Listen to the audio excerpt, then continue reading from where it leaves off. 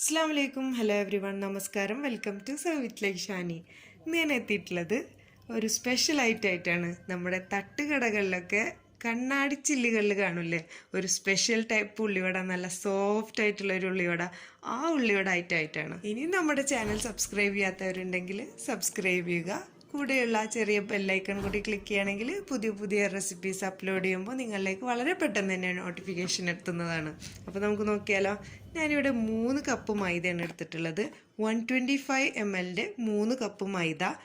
അതിലേക്ക് 1 ടീസ്പൂണ് അരിപ്പൊടി, കൂടെ തന്നെ 1/2 ടീസ്പൂണ് ബേക്കിംഗ് സോഡ, അതിൻ്റെ കൂടെ തന്നെ ആവശ്യത്തിന് ഉപ്പ് ഇട്ടിട്ട് നന്നായിട്ട് ആ സ്പൂൺ യൂസ് ചെയ്തിട്ട് തന്നെ മിക്സ് ചെയ്ത് എടുക്കാം.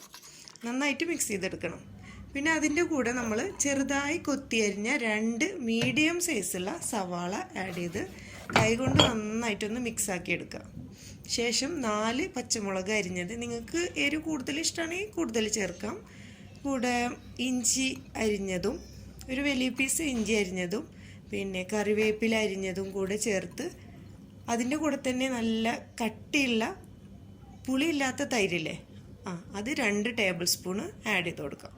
എന്നിട്ട് നന്നായിട്ട് യോജിപ്പിച്ചെടുക്കാം. കൈകൊണ്ട് തന്നെ നന്നായിട്ടൊന്ന് എല്ലാ ഇൻഗ്രീഡിയൻസും നന്നായി മിക്സ് ആകുന്ന വിധം യോജിപ്പിച്ചെടുക്കുക. ആവശ്യത്തിന് വെള്ളവും ചേർത്ത് മിക്സ് ചെയ്യുക. അപ്പോൾ ഇത് ഈ ഒരു കൺസിസ്റ്റൻസി ആയിരിക്കണം.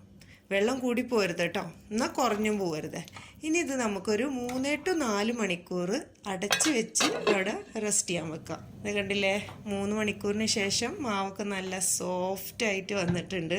ഞാനിന്ന് 3 മണിക്കൂർ വെച്ചുള്ളൂ, കാരണം ചൂട് സീസണാണ് ഇവിടെ. ഇനി നമ്മുടെ കൈവെള്ളയിൽ കുറച്ച് വെള്ളം തടവി കൊടുത്തിട്ട് കുറച്ച് മാവെടുത്ത് നമ്മുടെ കൈവെള്ളയിൽ വെച്ചിട്ട്, പിന്നെ കുറച്ച് മാവെടുത്താൽ മതി, ഒന്നായിട്ട് കൂടിപ്പോണ്ട.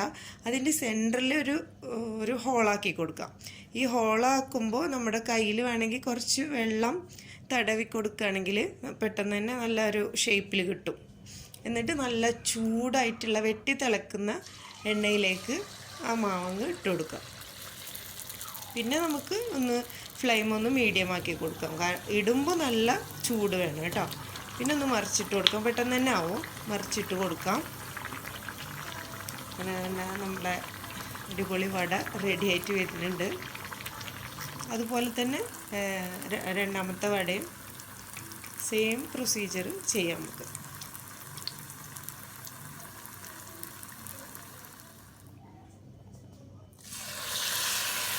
പിള്ളേർക്കായാലും മുതിർന്നവർക്കൊക്കെ വളരെ ഇഷ്ടപ്പെടുന്ന ഒരു ടൈപ്പ് വടയാണ്. ഇവിടെ കുട്ടികൾക്കൊക്കെ നല്ല ഇഷ്ടമാണ്. ചായക്ക് ഞാൻ പലപ്പോഴും ഉണ്ടാക്കാറുണ്ട്, ഫ്രണ്ട്സിന് ഇഷ്ടമാണ്. കണ്ടില്ലേ, നമ്മുടെ പുറമേ നല്ല ക്രിസ്പിയാണ്. നമ്മൾ ആ 1 ടീസ്പൂണ് അരിപ്പൊടി ആഡ് ചെയ്ത കാരണം നല്ല ക്രിസ്പിയും ഉൾഭാഗം നല്ല സോഫ്റ്റും ആയിട്ടുള്ള നമ്മുടെ തട്ടുകടയിലെ അടിപൊളി ഉള്ളിവട റെഡിയായി. അപ്പോൾ തട്ടുകട സ്റ്റൈലിൽ ഈ ഉള്ളിവട എല്ലാവരും ഒന്ന് ട്രൈ ചെയ്ത് നോക്കുക, ഫീഡ്ബാക്ക് അറിയിക്കുക. ഇതുപോലുള്ള പുതിയ പുതിയ റെസിപ്പീസുമായി വരുന്നവരേക്കും try to serve it like Shani.